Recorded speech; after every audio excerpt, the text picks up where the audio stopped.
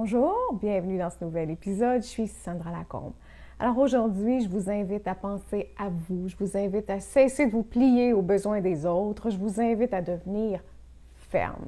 La question est la suivante. Comment maintenir ses limites personnelles? D'abord, la question des limites personnelles me fait toujours sourire parce que la raison suprême pour laquelle on a de la difficulté à construire des barrières autour de son terrain intérieur provient d'une grande ironie de la vie. Je vais vous l'expliquer plus tard. Pour l'instant, si on pense à ses limites personnelles, à quoi pense-t-on? On va penser à ceux qu'on laisse flâner dans notre vie malgré le fait qu'ils nous abusent. On va penser à toutes ces idées ou toutes les idées qu'on laisse entrer en nous malgré le fait qu'on soit en complet désaccord. Est-ce que j'ai raison? On pense aux gens qui croient avoir le droit de nous utiliser sans qu'on ait la force de les stopper. Ça arrive souvent. On pense à toutes les fois aussi où on a dit oui et que c'était non. On pense aux fois où on a accepté l'inacceptable sans réagir, figé dans l'inaction, etc. Est-ce que c'est vrai? Mais pourquoi on n'arrive pas à imposer ces limites intérieures? Pourquoi laissons-nous les gens nous piétiner sans réagir? La vérité, c'est qu'on est paralysé. Paralysé par quoi? Par les messages intérieurs.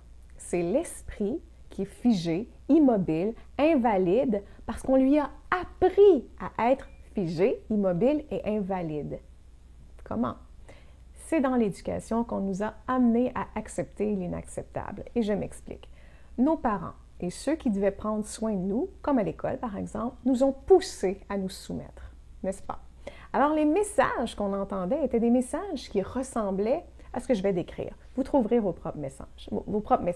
Donc, tu connais rien, je sais tout, laisse-toi faire. C'est pour ton bien que je fais ça. Ne me réponds pas. Pour qui tu te prends? Pour qui te prends-tu? Hein? C'est moi qui décide, c'est moi le patron, c'est moi le boss. Tu n'as pas ton mot à dire. Obéis, ne t'oppose surtout pas à ce que je vais dire. Alors, les parents et ceux qui devaient prendre soin de nous, dans leur grande souffrance, mais surtout dans leur inconscience, pensaient que quand on était jeune, on n'avait pas le droit d'apprendre à parler pour soi, développer notre force intérieure et qu'il fallait être dominé par les grands de peur, par la peur de devenir un être avec trop de caractère qui finirait par, évidemment, désobéir à tout.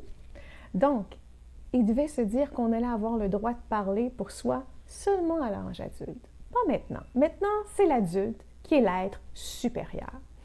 Évidemment, c'était une grande ignorance. La vérité, c'est que le développement de la force intérieure et de ses limites personnelles se sont construits depuis tout petit ou pas du tout construits. Hein?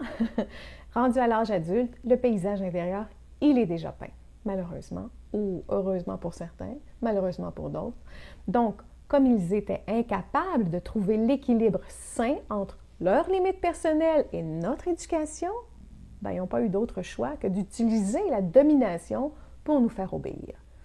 Et tout à l'heure, je vous ai dit qu'il y avait une grande ironie dans l'apprentissage des limites personnelles. Et cette ironie, c'est qu'on nous a retiré la majeure partie de nos droits quand on était jeune. Et aujourd'hui, ceux-là même qui nous ont retiré notre force intérieure nous réprimandent lorsqu'ils nous voient nous faire abuser. Mais voyons, t'acceptes ça?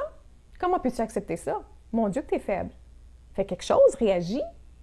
C'est la grande ironie de l'inconscience générale.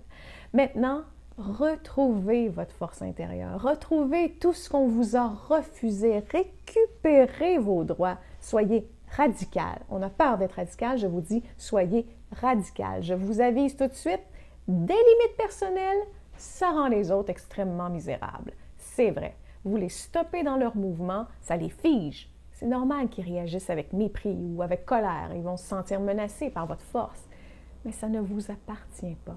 Vous allez ressentir leur malaise, absolument, mais c'est ça la force intérieure.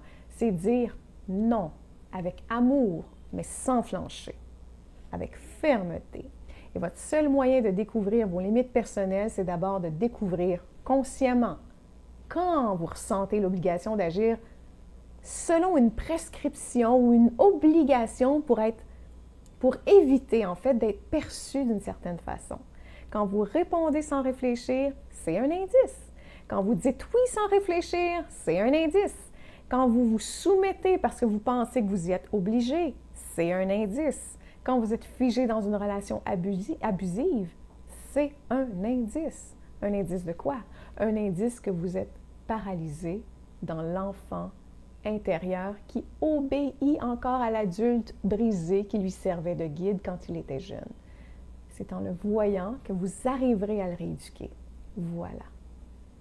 Maintenant, j'aimerais vraiment vous entendre. Ce n'est pas un sujet facile, même si c'est extrêmement passionnant parce qu'on parle de votre centre, de votre authenticité, de votre nature profonde.